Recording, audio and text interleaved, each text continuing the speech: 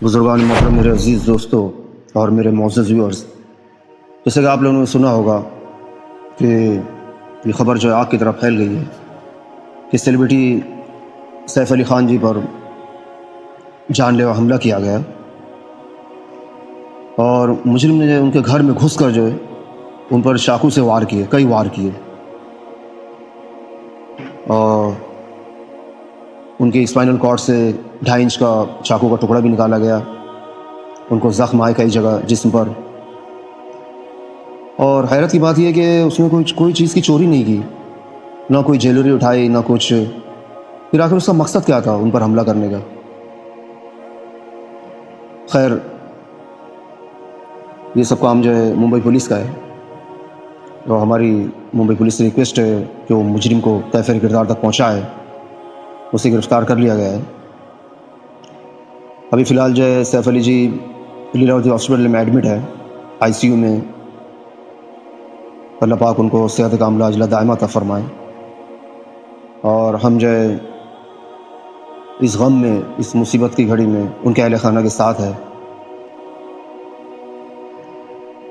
अल्लाह पाक उनको जल्द सेहत याब करे।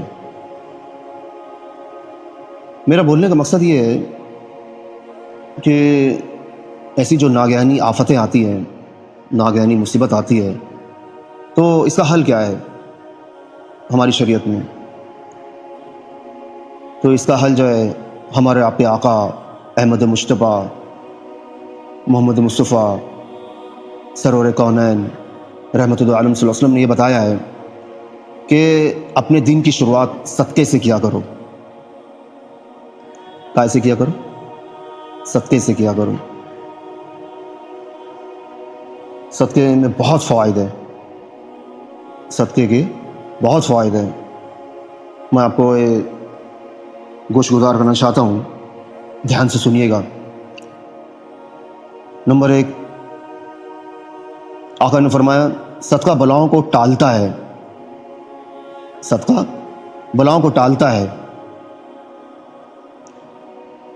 इज़्ज़त की हिफाजत होती है, इज़्ज़त और हमारी नामूस की हिफाजत होती है। नंबर 3, हर बीमारी का शाफ़ी इलाज है।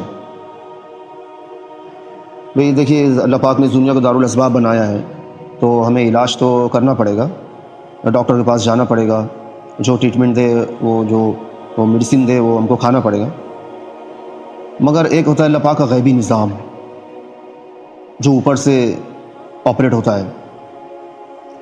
तो इसके लिए जो हम अगर सदका करेंगे तो अल्लाह पाक उन दवाओं में शिफा की तासीर डाल देंगे और हम जल्द इस बीमारी से बाहर निकल आएंगे। जो भी लाइलाज हमारी बीमारी हमें लग गई हो तो हम उसे जल्द से जल्द बाहर निकल आएंगे। तो नंबर 3, हर बीमारी का शाफ़ी इलाज है सदका।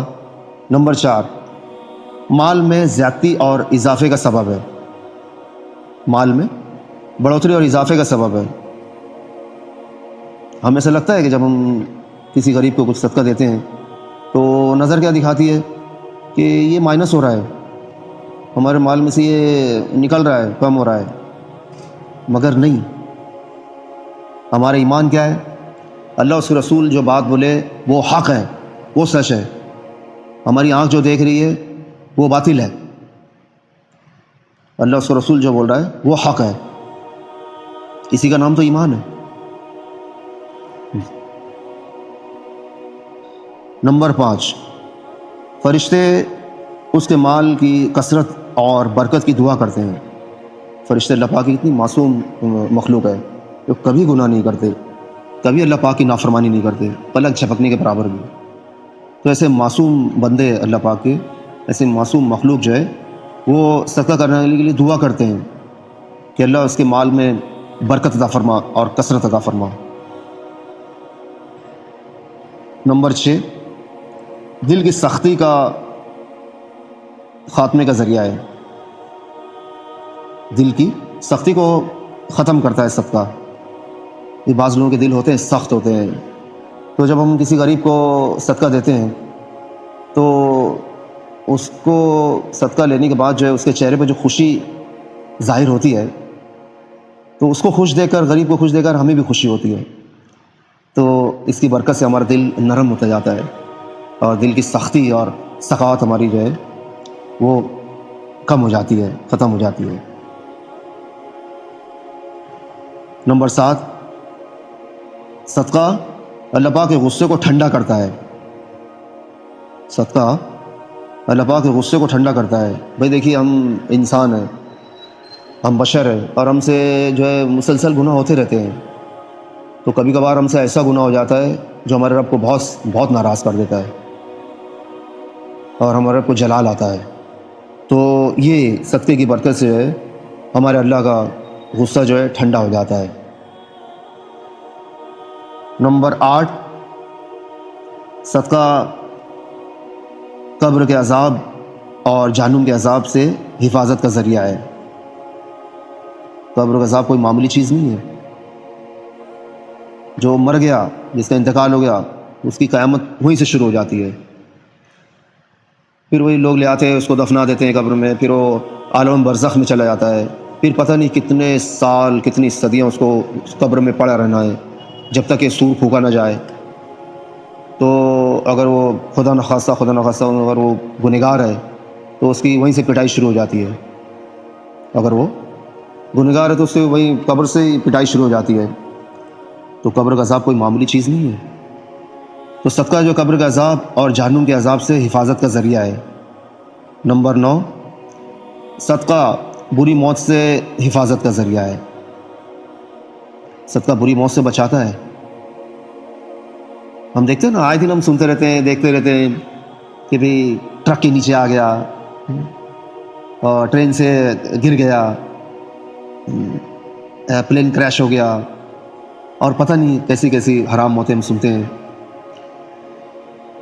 تو ایسی موت سے جو ہے صدقہ حفاظت کا ذریعہ ہے۔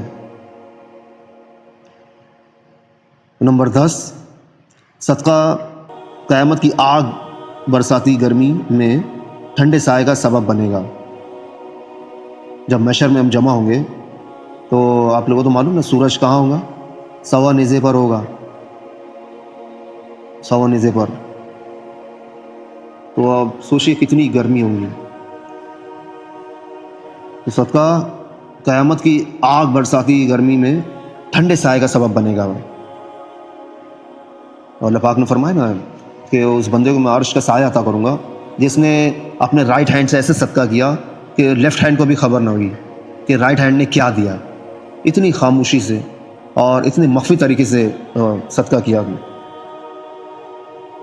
تو اللہ پاک ہمیں صدقہ کرنے کی توفیق عطا فرمائے۔ اور بھائی دیکھیے، یہ حلال مال سے ہونا چاہیے، اور اس میں ریاکاری نہیں ہونا چاہیے، ریاکاری نہیں ہونا چاہیے۔ اس میں نیت جو ہے صرف اللہ کی رضا ہونا چاہیے کہ میرا اللہ ہم سے راضی ہو جائے، میرا اللہ ہم سے راضی ہو جائے، میرا اللہ ہم سے راضی ہو جائے۔ اور یہی ہمارے دنیا میں آنے کا مشن ہے۔ ایک مسلمان کا مشن جو ہے اس دنیا میں آنے کا یہی ہے کہ میرا رب مجھ سے راضی ہو جائے۔ اگر آپ کو ویڈیو اچھی لگی تو اسے لائک کیجیے، چینل کو سبسکرائب کیجیے، اور اسے اپنے دوستوں میں شیئر کیجیے۔ اللہ پاک میرے ویورز کو بہترین جزائے خیر عطا فرمائے، یہ اپنا قیمتی وقت نکال کر میری ویڈیو سنتے ہیں، دیکھتے ہیں۔ وآخر دعوانا الحمد للہ رب العالمین۔